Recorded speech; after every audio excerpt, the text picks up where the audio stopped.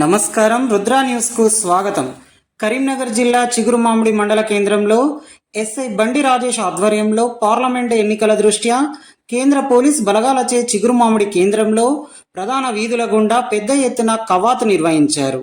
ఈ సందర్భంగా గాంధీ చౌరస్తాలో ఎస్ఐ బండి రాజేష్ మాట్లాడుతూ పోలీస్ బలగాలను చూసి ఎవరు భయాందోళనకు గురి కావద్దని, ప్రజల రక్షణ కోసమే పోలీస్ వ్యవస్థ పనిచేస్తున్నాయని అన్నారు. శాంతియుత వాతావరణంలో స్వేచ్ఛగా ఓటరు తమ ఓటు హక్కును వినియోగించుకోవాలని ప్రజలకు సూచించారు. ఎన్నికల కోడ్ వచ్చినప్పటి నుండి ఎన్నికల ఫలితాలు వచ్చే వరకు ఇలా అమల్లో ఉంటుందని చెప్పారు. ఎన్నికల నిబంధనలను ఉల్లంఘిస్తే చట్టరీత్యా కఠిన చర్యలు తీసుకుంటామని హెచ్చరించారు. ఎన్నికల నిబంధనలను ఉల్లంఘించి కేసుల పాలు కావద్దని, భవిష్యత్తును అంధకారంలోకి నెట్టు వేసుకోవద్దన్నారు. తమ పార్టీకే ఓటు వేయాలని, ఎవరైనా ప్రలోభాలకు గాని ఇబ్బందులకు గాని గురి చేసినా 1950కి సమాచారం ఇవ్వాలని అన్నారు. పౌర హక్కులకు భంగం కలిగిస్తే ఎంతటి వారినైనా ఉపేక్షించేది లేదన్నారు. ఎన్నికల్లో యువత అతి జాగ్రత్తగా ఉండాలని, వివాదాల్లో దూరి ఇబ్బందుల పాలు కావద్దని సూచించారు. ఎన్నికల సందర్భంగా గ్రామాల్లో ఎలాంటి అవాంఛనీయ సంఘటనలు చోటు చేసుకోకుండా తగు జాగ్రత్తలు తీసుకోవాలని కోరారు.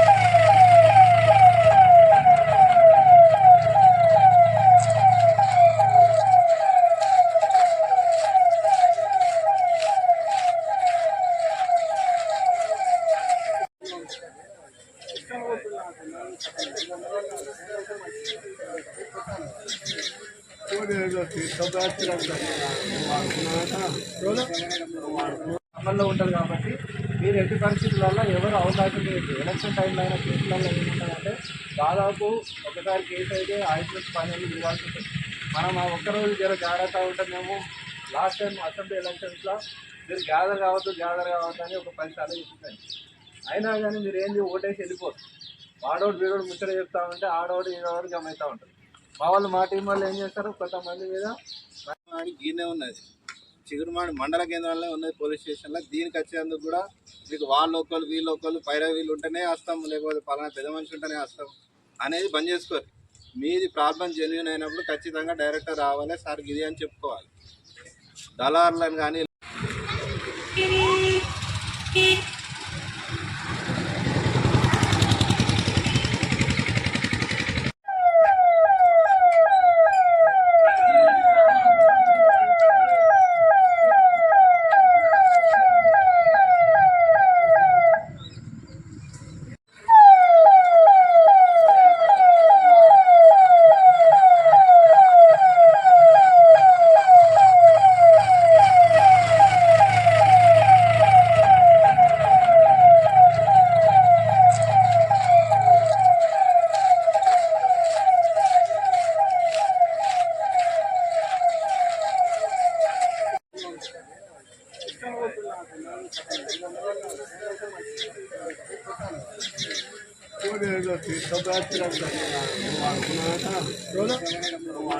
అమల్లో ఉంటుంది కాబట్టి మీరు ఎట్టి పరిస్థితులలో ఎవరు అవకాశం లేదు. ఎలక్షన్ టైంలో అయినా కేసులలో ఏముంటుందంటే దాదాపు ఒకసారి కేసు అయితే 5 నుంచి 10 నెలలు తిరగాల్సి ఉంటుంది. మనం ఆ ఒక్కరోజు జాగ్రత్త ఉంటే మేము లాస్ట్ టైం అసెంబ్లీ ఎలక్షన్స్లో మీరు గ్యాదర్ కావద్దు అని ఒక 10 సార్లు చెప్తాను. అయినా కానీ మీరు ఏంది ఓటేసి వెళ్ళిపోరు. వాడోడు వీడోడు ముచ్చట చెప్తా ఉంటే ఆడోడు ఈడోడు జమ అవుతూ ఉంటారు. మా వాళ్ళు మా టీం వాళ్ళు ఏం చేస్తారు, కొంతమంది మీద గీనే ఉన్నది చిగురుమాడి మండల కేంద్రంలో ఉన్నది పోలీస్ స్టేషన్లో. దీనికి వచ్చేందుకు కూడా మీకు వాళ్ళు ఒకళ్ళు వీళ్ళు ఒకళ్ళు పైరా వీళ్ళు ఉంటేనే వస్తాం, లేకపోతే పలానా పెద్ద మనిషి ఉంటేనే వస్తాం అనేది బంద్ చేసుకోరు. మీది ప్రాబ్లం జెన్యూన్ అయినప్పుడు ఖచ్చితంగా డైరెక్టర్ రావాలి, సార్ ఇది అని చెప్పుకోవాలి. దళారులను కానీ లేకపోతే ఇంకేదో విధంగా వాళ్ళని తీసుకొని అయితే పని అవుతుంది, వీళ్ళని తీసుకొని పని అవుతుంది అనేది ఆ ఆలోచన విధానం మార్చుకోండి. ఫ్రెండ్లీ పోలీసింగ్ అనేది తీసుకొచ్చినాం. ఇప్పుడు ఎప్పటి నుంచి నడుస్తుంది, దాదాపు ఒక 10-15 ఏళ్ళ నుంచి నడుస్తుంది.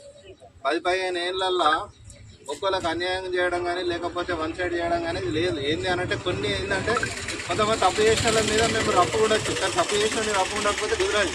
ఫ్రెండ్లీ పోలీసింగ్ అనేది మంచోనికి చెడ్డనికి కాదు, అది కూడా దృష్టిలో పెట్టుకోవాలి. బౌండరీ ఫిక్స్ చేస్తామో ఆడ ఎటువంటి ప్రచారం నిర్వహించద్దని చెప్తాం. అన్న లోపలికి కండువాలు వేసుకొని రావడము, లేకపోతే పలానా పార్టీలకు సపోర్ట్గా దీనికి వేయండి దానికి వేయండి అని చెప్పేసి మీరు ఏదన్నా వాడు చెప్పిన మీకు తెలియదు. కొంతమంది తెలియకనే అన్యాయం అవుతూ ఉంటారు. కొంతమంది ఏం చేస్తారంటే ప్రచారాలు చేస్తూ ఉంటారు, దానికి పర్మిషన్ తీసుకోకుండా ప్రచారాలు చేస్తుంటారు. అందులో మిమ్మల్ని రమ్మన్నందుకు మీరు ఏదో వెళ్ళిపోయినంత మాత్రాన పర్మిషన్ లేని ప్రచారం చేసుకున్నందుకు మేము వాళ్ళ మీద కేసు పెడితే దాంట్లో మీరు కూడా ఇన్వాల్వ్ అయితే మీ మీద కూడా కేసులు అవుతాయి. కాబట్టి ఏందనంటే మీరు ఏదైనా సరే ఇప్పుడు ఎలక్షన్లు అనేది ఎట్లుంటుంది, ప్రతి ఒక్కళ్ళు ఎవరి పార్టీ ప్రచారాలు వాళ్ళు చేసుకుంటారు. కాకపోతే పౌరులుగా మీరు క్యాస్ట్ బేస్లో అడుగుతూ ఉంటారు ఓట్లు.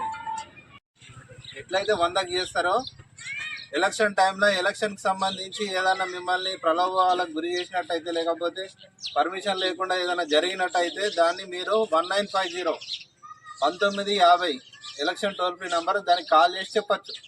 సార్ ఇట్లా జరుగుతుంది, ఫర్ సపోజ్ మిమ్మల్ని ఖచ్చితంగా దీనికి వేయాలి ఓటు అని కొంతమంది ఇబ్బంది పెడుతుంటారు, లేకపోతే డబ్బులు పంచుతుంటారు, మద్యం పంచుతూ ఉంటారు.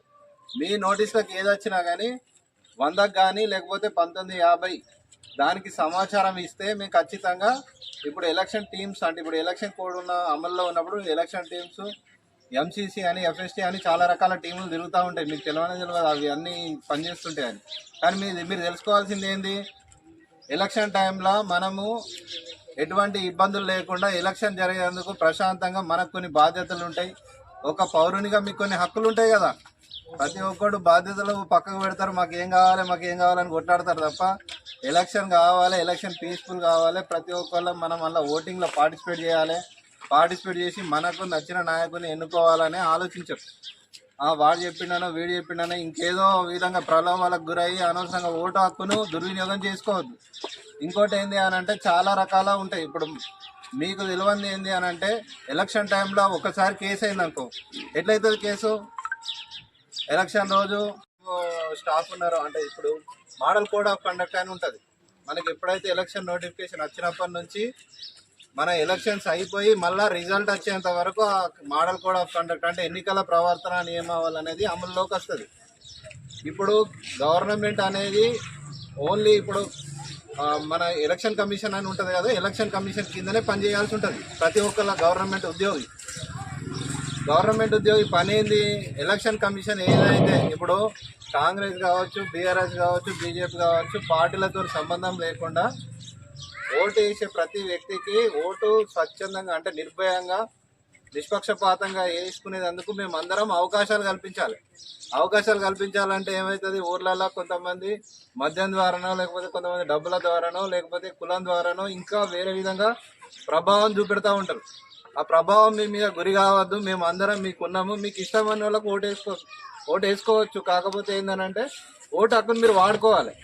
మీరు వాడుకునేటప్పుడు మిమ్మల్ని ఎవరైనా భయభ్రాంతులకు గురి చేయడమా లేకపోతే ఏ విధంగానైనా ప్రలోభ పెట్టడం అనేది జరిగితే మాత్రం ఖచ్చితంగా మాకు ఇంటిమేషన్ ఇవ్వాలి. మీకు ఫర్ సపోజ్ రోడ్ మీద ఒక యాక్సిడెంట్ అయింది, అమల్లోకి వచ్చినప్పటి నుంచి కొన్ని మనకు పౌరులుగా మనకు కొన్ని బాధ్యతలు ఉంటాయి. అవి ఏంది అనేది చాలా మందికి తెలియక ఏమవుతుంది అని అంటే ఫర్ సపోజ్